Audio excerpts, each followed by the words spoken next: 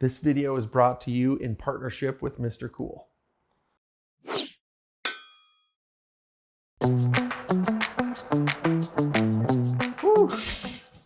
It is summertime outside.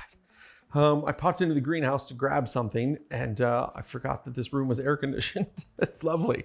But I thought what an opportunity to take a second to tell you guys about our mini split, a little update on the install. So we opted to go with a MRCOOL mini split. This is a DIY style unit, and this requires no HVAC professional to install it, which was enticing to us.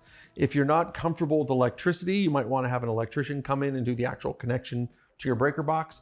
Overall, I was impressed with, it was a low level of complexity, really straightforward instructions. I would put this at like a 5 out of 10 from a complexity standpoint. A hole saw, that's the biggest, scariest thing, is drilling a hole through the building. Basic understanding of wrenches and attaching the brackets to the concrete or attaching them to the building. But yeah, it's someone who knows what they're doing, half a day tops to get this done. And you could do it with one person, running the line set, sort of setting the head unit on the wall and everything. It's a lot easier with 2 people. You could do it with 1.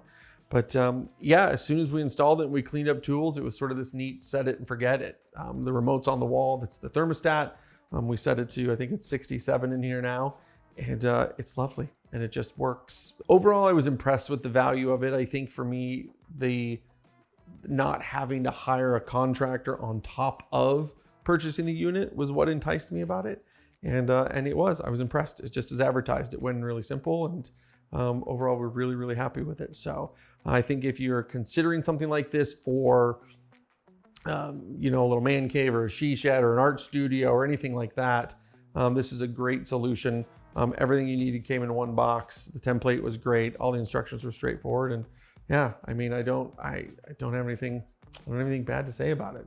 One of the things that you'll want to pay attention to, and I was sitting here thinking about pros and cons, and it's not, the only con I have, and it's not even really a con, is there's filters, and there's filters in your standard HVAC system. There's filters in your car. There's filters everywhere. Most of us don't do a very good job at maintaining them, but there's an inside filter just inside the cover in there that you're going to want to rinse out like once a month, depending on. We're a little dirtier in here because this is a greenhouse application, so we have a little more dust and sort of in and out from outside. So we clean ours like every 2 to 3 weeks, but the inside filter 2 to 4 weeks, and the outside unit you're going to want to wash down and clean out the fins, the cooling fins, every 6 months to a year. That's really the only thing to consider. It's not, you know, you can't just set it and walk away forever. It does require maintenance just like anything else. So the functionality piece of it for us, the remote is the thermostat. It is the control.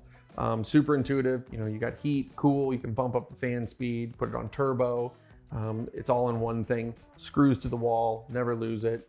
That was impressive to me. Overall, very, very happy with this unit. It was easy to install and super intuitive, and they gave me a good template. I definitely installed one again.